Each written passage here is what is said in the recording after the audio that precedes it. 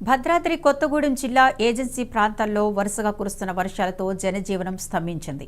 గత కొన్ని రోజులుగా కురుస్తున్న వర్షాలకు ఏజెన్సీ ప్రాంతాలైన ఇల్లందు, ఆళ్లపల్లి, గుండాల మండలాల్లో జనజీవనం అస్తవ్యస్తంగా మారింది.